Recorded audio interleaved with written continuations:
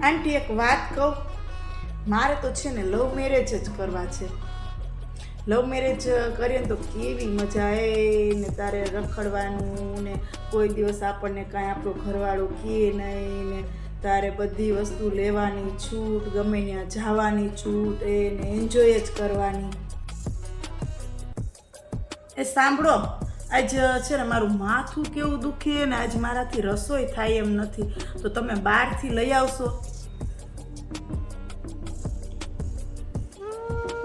હમણાં તો કે દિવસના આપણે ક્યાંય ગયા જ નથી, તમે તો ક્યાંય નથી લઈ જતા. લઈ જાઓ ને, એટલે અમારું તો માઇન્ડ ફ્રેશ થાય. પેલા તો તમે બહુ કહેતા હતા, ડાર્લિંગ આપણે વાં જશું ને વાં જશું. હવે તો ઘરમાંથી બહાર કાઢવાનું નામે નથી લેતા, નામે. આંટી તમે કેમ દુખી હો એવું લાગે મારા અંકલથી. આમ એને હારે વાત કરતો તો જાણે આમ નિશાસા નાખતા હોય એવું લાગે. બેટા, મારી તારી જેમ છે ને માનસિકતા હતી પેલા, કે હું લવ મેરેજ કરીશ ને પછી જેમ અત્યારે જીવું છું ને, હરું છું, ફરું છું, ખાઉં છું, પીવું છું, એમ પછી પણ તારા અંકલ ભેગું એવી જ એન્જોય કરીશ. પણ તું જો છો ને કે વાસ્તવિકતા શું છે એ આજે તને સમજાય છે. હજી તને ભૂત સવાર થયું છે કે મારે લવ મેરેજ જ કરવા. શું લવ મેરેજ કરીએ એ જ સુખી હોય એવું ક્યાં લખ્યું? આ અમારા લવ મેરેજ છે. તને ખબર છે ને, રોજ અમે તારા અંકલ બે ઝઘડો અમારે થતો જ હોય. અને જે સપનાઓ આપણે જોયા હોય ને ચૂર થાય ને ત્યારે આપણે દુઃખ થાય ને પછી આપણા બંને વચ્ચે ઝઘડો થાય. અને આ જ વાસ્તવિકતા છે. સોરી આંટી, મારી માન્યતા હતી. તમે લોકો જે વિચારતા હો ને એ અમારા ભલા માટે જ વિચારતા હો, પણ મને એમ જ હતું અત્યાર સુધી. પણ ખરેખર આજે હું તમને અને મારા અંકલને જોઉં છું ને તો મને એમ થાય કે એવું જરૂરી નથી કે લવ મેરેજમાં જ સુખી થાય. અને લવ મેરેજમાં એન્જોય પહેલાં જેમ મેરેજ પહેલાં હરતા ફરતા ને રખડતા હોય એવી જ રીતના મેરેજ પછી પણ એવી જ લાઈફ હોય એવું નથી હોતું. કારણ કે પછી જવાબદારી આવે, એ મને સમજાઈ ગયું. આંટી સોરી, હવે તમે જે કહેશો ને એ જ હું કરીશ.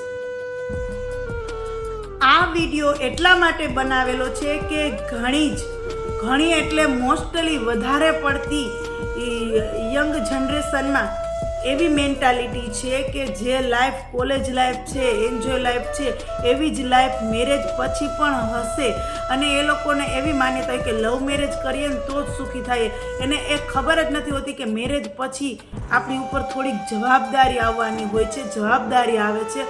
એટલે એને એવું જ મેન્ટલી છે કે એરેન્જ મેરેજ કરતાં લવ મેરેજમાં જ ખુશ રહીએ. તો એવું નથી. આ વિડીયો એટલા માટે જ હતો કે જે લોકોને એવી માન્યતા છે કે લવ મેરેજમાં હરવા ફરવાને ખાવા મળશે, તો એવું નથી. લવ મેરેજ કરો કે એરેન્જ મેરેજ કરો, સમય જતાં બધું સમયે સારું લાગે. ને મેરેજ પછી દીકરો હોય કે દીકરી, છોકરો હોય કે છોકરી હોય, એની ઉપર જવાબદારી આવે જ છે પરિવારની. અને જવાબદારીની સાથે તમારે એન્જોય કરવાની હોય છે.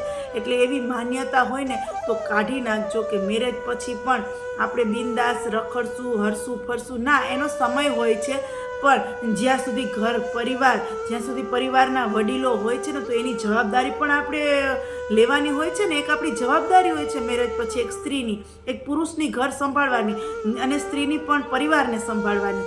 તો આ વિડીયો એટલા માટે છે કે જે લોકોને આવી માનસિકતા છે, એટલે મને એમ થયું કે ચાલો આ વિડીયો દ્વારા કદાચ કોઈની મેન્ટાલિટી બદલી જાય, કોઈની માનસિકતા બદલી જાય કે ખરેખર જરૂરી નથી કે લવ મેરેજમાં જ સુખી થાય, એરેન્જ મેરેજમાં પણ સુખી થાય. સાચું ને?